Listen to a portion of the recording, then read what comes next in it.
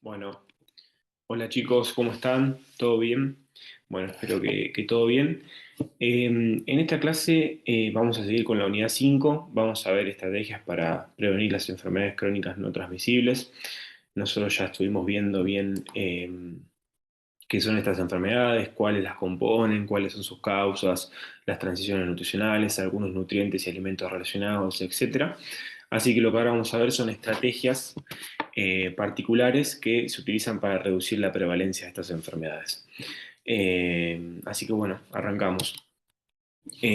Como referencia de esta clase vamos a usar este plan de acción global para la prevención y el control de estas enfermedades que está fechado entre 2003 y 2020, pero en realidad está extendido hasta 2030. Básicamente es una hoja de ruta con varias opciones de políticas, de programas, de estrategias para la reducción de estas enfermedades. Está estructurado en 6 objetivos que tiene algunas metas voluntarias como monitoreo que vamos a ir viendo, pero bueno, para contarlo nosotros vamos a analizar el objetivo 3 y el objetivo 4. Cada objetivo tiene distintas políticas que se recomiendan para cumplirlo. Políticas, estrategias, programas. Bueno, y antes de arrancar un poco, mostrarles que estas estrategias de prevención y de control de enfermedades crónicas no es que arrancan con este informe, sino que ya tiene un historial, sobre todo a partir del año 2000. Muchas de estas que incluso, bueno, algunas no pueden no estar en este cuadro, nosotros ya utilizamos, ya vimos, así que bueno. Y contarles también que generalmente están todas muy relacionadas, buscan todas las mismas metas, por ejemplo, las 9 metas voluntarias, algunas también se enfocan en los objetivos de desarrollo sostenible, así que bueno, es más que nada para mostrarles y sepan que lo que vemos hoy no es que está en el vacío, sino que está integrado con otros programas previamente ya hechos. Bueno, por ejemplo, este informe que salió en el año 2000, creo que 2003, es un informe de una consulta de expertos de OMS y FAO, donde se muestran tendencias y recomendaciones de dieta y de nutrición para la prevención de enfermedades crónicas.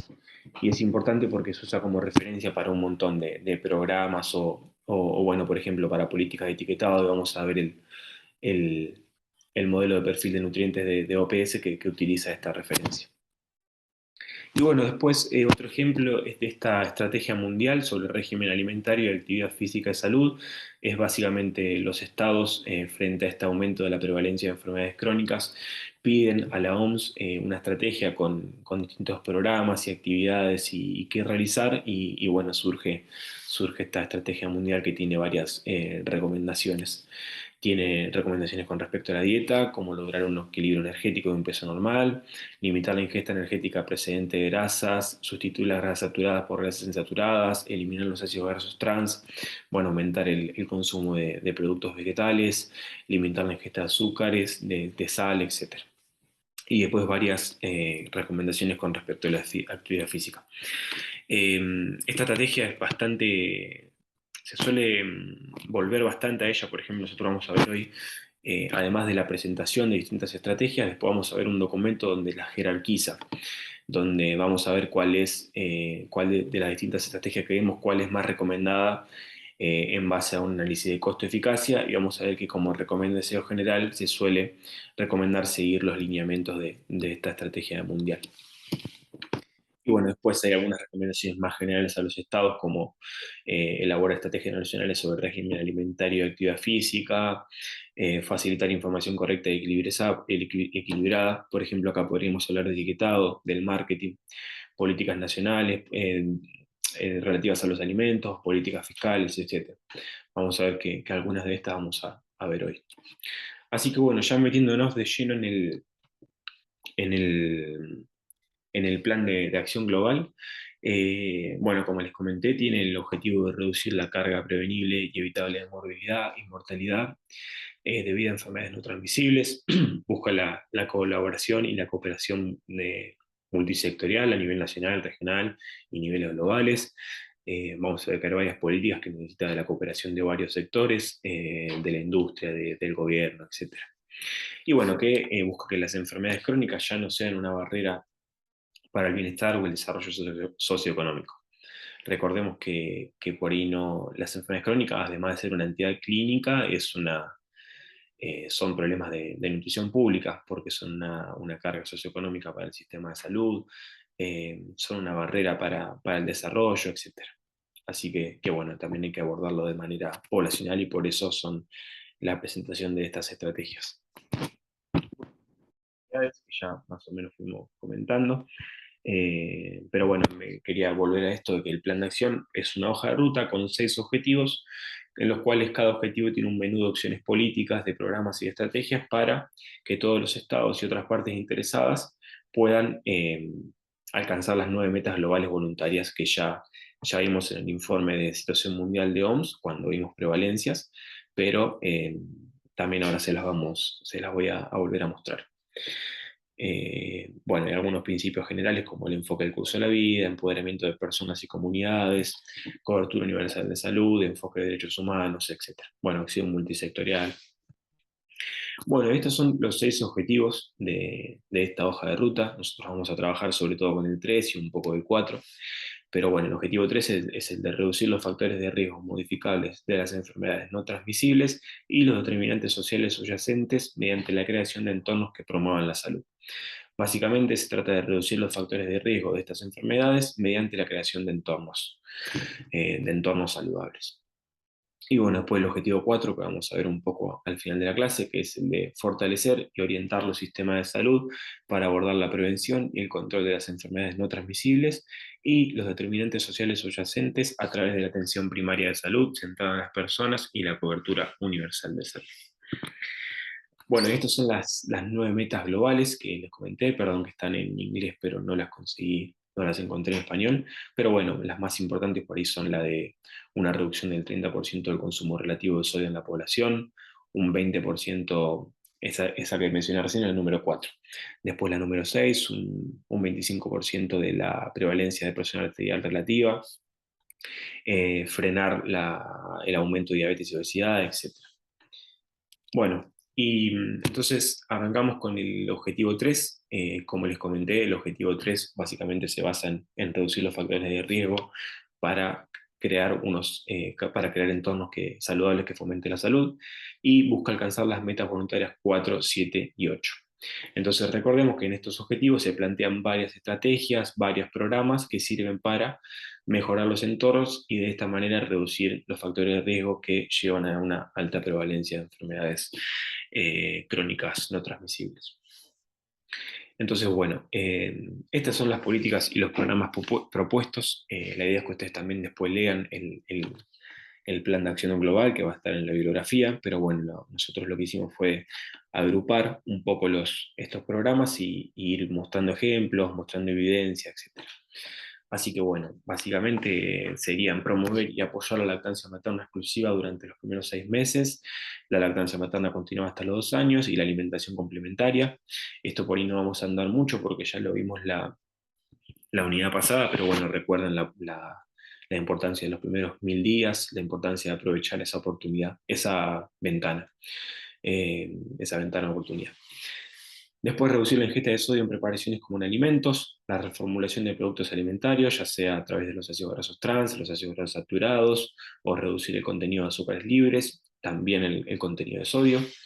Implementar recomendaciones de la OMS acerca del marketing de alimentos ultraprocesados dirigidos a niños, mejorar los ambientes nutricionales de las instituciones y la implementación de políticas fiscales y etiquetado nutricional, que también vamos a ver hoy. Bueno, y arrancamos con lo que es reducir la ingesta de sodio. Recordemos de la clase pasada que nosotros ya vimos que el sodio tiene una relación dosis dependiente a nivel poblacional con el aumento de la presión arterial, o sea, a una mayor cantidad de sodio que se consuma, mayor va a ser la presión arterial. Y recordemos que la presión arterial es un factor de riesgo biológico muy importante para el desarrollo de enfermedades cardiovasculares. Así que es muy importante la reducción de sodio, la reducción de la ingesta de sodio a nivel poblacional. Y otro dato importante es que en los países desarrollados, entre un 70 y un 80% del consumo de sodio viene de alimentos procesados y ultraprocesados. Entonces, una gran estrategia a nivel de salud pública para reducir el consumo de sodio es la reformulación de estos alimentos.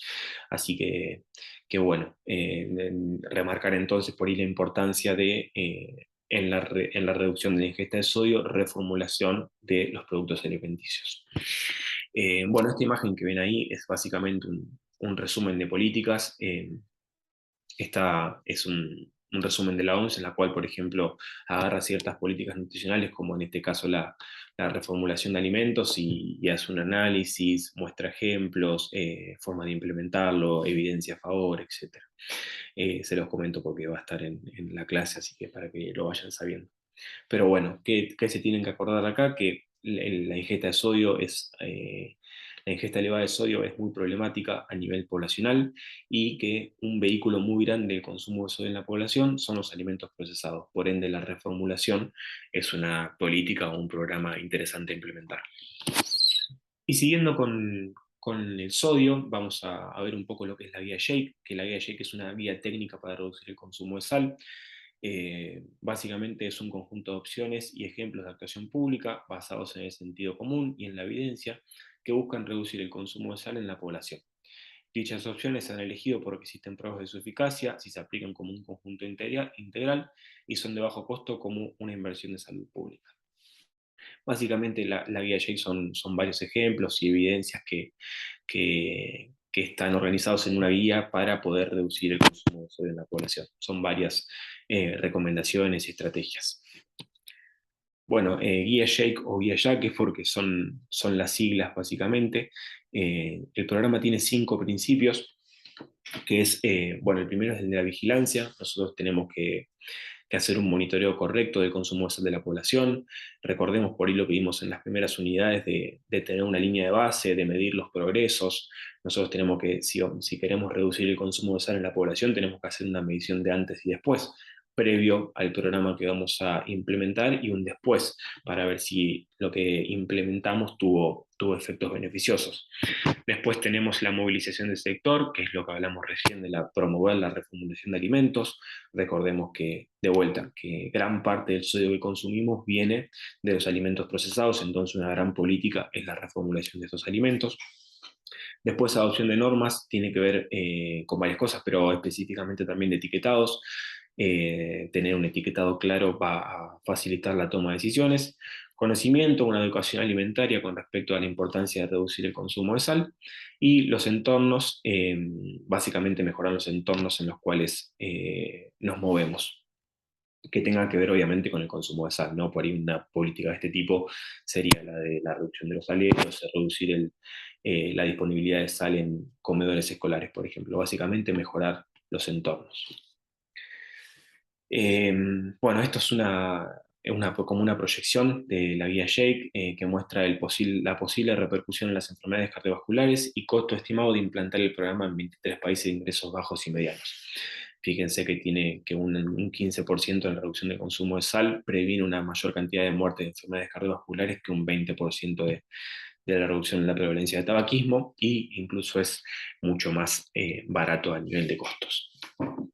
Entonces, bueno, por ahí volviendo al sodio y a lo que es la idea en la clase general, recuerden que una estrategia importante para reducir la prevalencia de enfermedades crónicas no transmisibles, en específico la prevalencia de enfermedades cardiovasculares, es reducir la ingesta de sodio.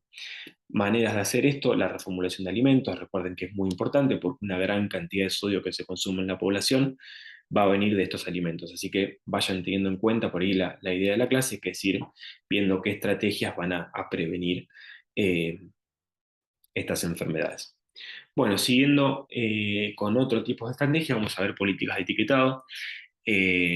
Bueno, ya saben que hay muchos tipos de etiquetado frontal. Por ahí el que estamos más familiarizados nosotros es el de los octógonos negros, porque es el que está implementado en Argentina, pero bueno, también está el Nutri-Score, está este de la llave de acá, creo que es tipo como un check, o sea, como está avalado por una asociación de nutricionistas. Bueno, no sé si específicamente ese es así, pero eh,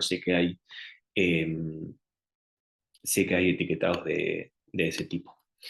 Bueno, y el etiquetado frontal se desarrolló como una ayuda interpretativa adicional diseñada para que los consumidores la entiendan fácilmente y mejoren la toma de decisiones. O sea, la idea del etiquetado frontal es básicamente repetir la información que está en el etiquetado posterior, pero de una manera que sea más fácil de entender, que permita tomar decisiones más fáciles y sin por ahí información engañosa que, que una persona no entienda. Entonces trata de replicar el contenido del etiquetado posterior de una manera más simple, de una manera más heurística. Bueno, y se enmarca dentro de las políticas que mejoren los entornos alimentarios para así elegir mejores dietas. El tema de entornos alimentarios, yo me voy a adelantar un cachito. Eh, este es un marco conceptual de sistemas alimentarios que después Nacho va a dar una clase entera de esto. Pero bueno, básicamente los sistemas alimentarios son todos los procesos y todos los elementos que engloban a todos los procesos de producción, almacenamiento, elaboración, venta, consumo, etcétera, de alimentos. O sea, es absolutamente todos los procesos y todos los elementos, entendiendo elementos también por maquinaria, ambiente, trabajadores, etcétera. Y una porción muy importante de los sistemas alimentarios son los entornos alimentarios. ¿Qué son los entornos alimentarios? Son básicamente, es el contexto social, cultural, económico, político, geográfico, físico, etcétera, que engloba la interacción que tenemos los consumidores, nosotros, con cualquier tipo de proceso de, ya sea la compra de alimentos, la preparación, el consumo, etcétera. O sea, es básicamente todo el contexto que engloba nuestra toma de decisiones y qué cosa nos influye. Entonces, como vamos a ver, tiene una gran capacidad de influencia en nuestras decisiones. Porque, por ejemplo, fíjese que acá entornos alimentarios tienen la parte de disponibilidad y acceso físico. Si yo vivo en un lugar en un pantano alimentario se le dice a los lugares donde por una cuestión económica o geográfica no hay un gran acceso a alimentos saludables, difícilmente pueda consumir alimentos de ese tipo. Entonces va a influir en mi comportamiento como consumidor, va a influir en la dieta que yo tengo y va a tener consecuencias para la nutrición y para la salud mía y de la población, claramente, si eso se replica, ¿no? Así que bueno, yo lo que le quería mostrar es que, o sea, vamos a ir viendo en alguna de las políticas que vamos a ir viendo, yo les voy a ir de vuelta trayendo este cuadrito para que vayan viendo a qué parte del, del entorno alimentario afecta esta política. Bueno, en este caso justo coincide, pero el etiquetado frontal va a mejorar la información que uno cuenta del alimento y va a poder mejorar esa toma de decisiones, porque la información va a ser más clara y más fácil para la hora de decidir. Bueno, volviendo. eh, bueno, el etiquetado nutricional informa al consumidor de las propiedades nutricionales de un alimento para ayudar en las decisiones de compra y consumo y evita el etiquetado de una manera que sea falsa, engañosa, bueno, eso se repite, o que pueda crear una impresión errónea sobre cualquier característica del alimento o producto. Bueno, y de vuelta, por ahí teniendo en cuenta la clasificación NOVA, va a tener la necesidad de proteger y promover el consumo de alimentos sin procesar y mínimamente procesados, así como platos preparados en el momento con estos alimentos, más ciertos ingredientes culinarios. Y tiene el objetivo de desincentivar el consumo de productos alimenticios procesados y ultraprocesados. Bueno, y ahora lo que vamos a ver es el modelo de perfil de nutrientes de la OPS, que, que básicamente lo que nos va a otorgar es una herramienta para clasificar los alimentos y bebidas que contienen una cantidad excesiva de uno o más nutrientes críticos como las grasas trans, los azúcares, la sal, etc. Esta es una herramienta que por ahí parece un poco abstracta, pero es la que se utiliza para un montón de políticas. Por ejemplo, esta clasificación, este modelo de perfil de nutrientes, por ejemplo, nos permite utilizarlos, por ejemplo, en el etiquetado. Nosotros, ¿a qué alimentos le ponemos un octógono de alto en sodio? Aquellos que tengan, por ejemplo, más de 1 miligramo de sodio por 1 kilocaloría. Entonces esa clasificación de alimentos después nos sirve para la formulación de políticas, como un ejemplo el etiquetado frontal. También podríamos hablar, por ejemplo, de los impuestos a las bebidas azucaradas. Se le graba un impuesto del 10% a las bebidas azucaradas que superen el límite que propone esta clasificación. Entonces, no sé si me expliqué bien, pero básicamente es eso. Es una herramienta que permite clasificar los alimentos que contienen una cantidad excesiva de uno o más nutrientes críticos. Y en base a esa información poder tomar políticas en base a ese alimento. Eh, pero bueno, obviamente es exclusivo a alimentos procesados y ultraprocesados y no tanto a los mínimamente procesados o los alimentos sin procesar. Eh, Bien. Bueno, y acá hay algunos ejemplos de políticas que podrían beneficiarse de este modelo de perfil de nutrientes.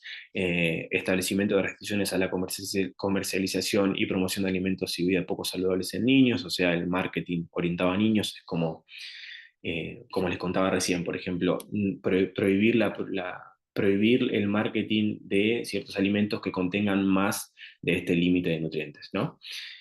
Más de la cantidad excesiva de este nutriente. Reglamentación de los alimentos en el entorno escolar, etiquetas de advertencia en el frente del envase, o sea, etiquetado frontal, aplicación de impuestos para limitar el consumo de alimentos malsanos, evaluación o revisión de los subsidios agropecuarios, formulación de guías para los alimentos proporcionados.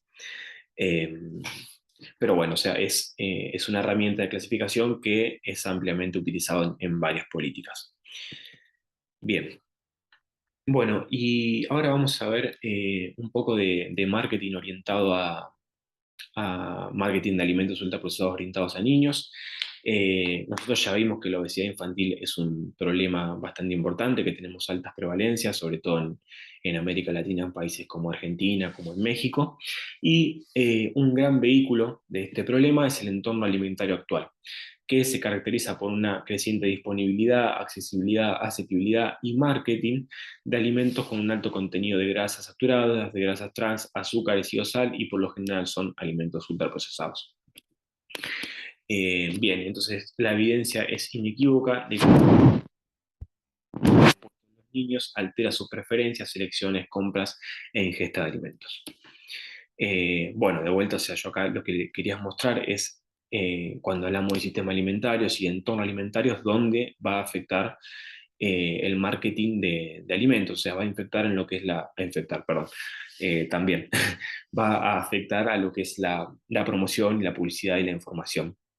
Y obviamente eso a nivel poblacional va a tener una influencia en la toma de decisiones de los consumidores y va a afectar las dietas y las consecuencias de la nutrición y la salud. Bien, en este archivo que les comenté hoy, que es un resumen de